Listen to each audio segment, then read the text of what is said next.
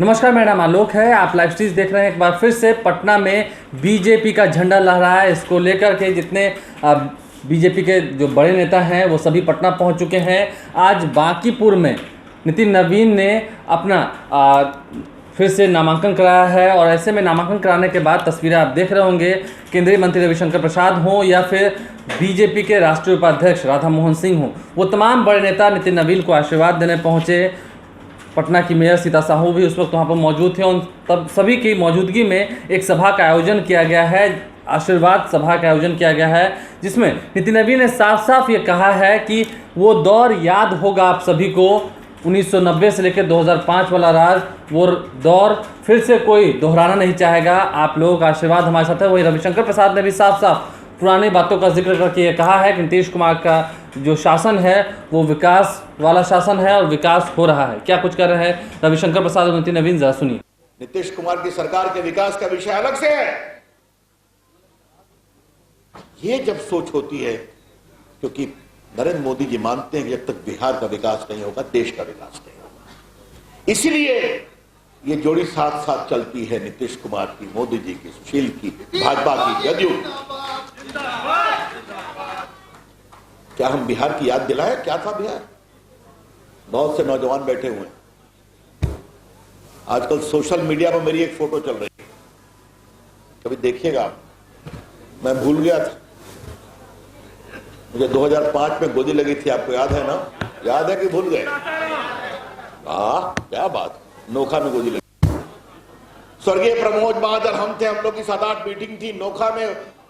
मेरा भाषण देके मैं बैठा, वो बोलने गए, भाइयों और बहनों तब तक गोली चली और मालूम हुआ कि मैं बिल्कुल खून से लथपथ, 2 ऑपरेशन पटना में, दिल्ली में, फिर भी मैं पूरा पट्टी बांध के प्रचार किया कि अब तो उस राज को हराऊंगा ही हराऊंगा। आप याद करिए, मैं पूर्व केंद्रीय मंत्री अटल जी की सरकार का, प्रमोद महाजन बड़े नेता, पार्टी के महामंत्री, पूर्व केंद्रीय मंत्री, जानलेवा हमला हुआ, पुलिस ने कोई केस नहीं किया। और जब जीत के 2 महीने के बाद नीतीश कुमार की सरकार आ गई तो एक दिन इंस्पेक्टर साहब आए कि सर रहुआ के स्टेटमेंट लेवे का बा। हमने कहा किस बात का?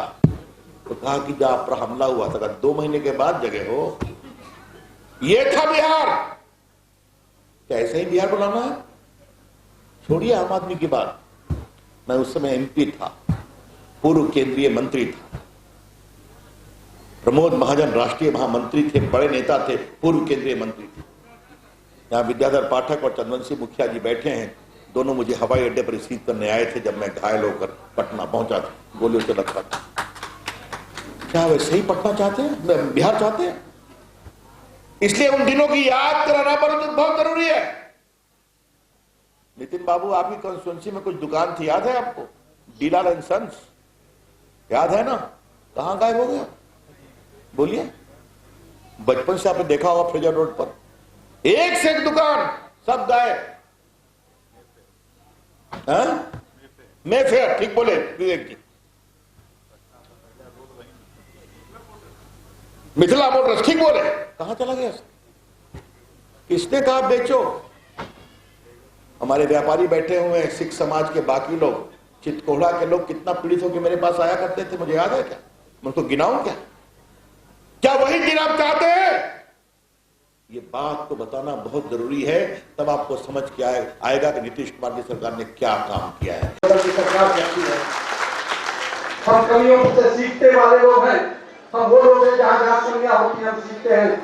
वो लोग नहीं है जो अपराधियों को संरक्षण देते थे, वो लोग नहीं है जो व्यवसायियों के हत्या कराते थे। और बाद में हमारी 2 गार्जियन चाची यहाँ उपस्थित हैं, उनका संबोधन करना बहुत जरूरी है। हमारी चंपा पासवान जी और कमला यादव जी, दोनों का आशीर्वाद मुझे मिल रहा है, मैं दोनों को यहीं से प्रणाम करता हूँ। हमारे यहाँ पर उपस्थित, मैं इसलिए इसकी चर्चा कर रहा था कि लोग हम लोग पर तरह तरह के विषय बताते हैं। अरे स्मार्ट सिटी आया, आज हर जगह हर वार्ड में जन सेवा केंद्र खोलने का काम पटना नगर निगम स्कीम कर रही है। और पटना नगर निगम को ताकत प्रदान करने का काम किसी ने किया तो एनडीए की सरकार ने किया। हम लोग जानते हैं कि कल तक पटना नगर के कर्मचारियों को वेतन देना मुश्किल होता था पूर्व के सरकारों में। आज हमारी सरकार ने पटना नगर निगम, हमारे माननीय प्रधानमंत्री नरेंद्र मोदी जी ने पंचायती राज व्यवस्था में नगर निकाय पंचायतों को जो ताकत दिया, उस ताकत का परिणाम है कि आज हमारी मेयर साहिबा के नेतृत्व में पटना नगर निगम का सतत विकास हो रहा है और काम चल रहा है। हम लोग जानते हैं, लोग हमसे पूछते हैं पिछले बार का जल जमाव, हम उस चीज को भी स्वीकार करते हैं कि कमियां थी, लेकिन हमने कमियों पर काम किया और उसे सीखते हुए आगे बढ़ रहे हैं। आज पिछले वर्ष की अपेक्षा ज्यादा बरसात हुआ, पर हम लोगों ने लोगों को उस जल जमाव से मुक्त करें। ऐसी दर्जनों योजनाओं की चर्चा मैं नहीं करूंगा। तो आपने दोनों की ही बातों को सुना है। आशीर्वाद सभा का आयोजन हो चुका है, नितिन नवीन ने नामांकन दाखिल कर दिया है। देखने वाली बात यह है कि क्या पटना में एक बार फिर से बीजेपी का ही झंडा लहराएगा, क्योंकि अगर हम राजधानी पटना की बात करें तो पटना साहिब हो, कुम्हरार हो, दीघा हो या फिर बांकीपुर हो, ये 4 विधानसभा क्षेत्र ऐसे हैं जहाँ पर पिछले 3 टर्म से लगातार बीजेपी की जीत हो रही है। ऐसे में इस बार कांग्रेस या आरजेडी का जो गठबंधन है वो यहाँ पर कितनी मजबूती के साथ खड़ा हो पाएगा, जीत हासिल हो पाएगी कि नहीं हो पाएगी, कहना फिलहाल मुश्किल है। आप लाइव स्ट्रीम के साथ बने रहें, हमारे चैनल को सब्सक्राइब कर लें, साथ साथ फेसबुक पेज भी लाइक करें। इसके अलावा ट्विटर हैंडल पर लाइव स्ट्रीम को फॉलो करें। धन्यवाद।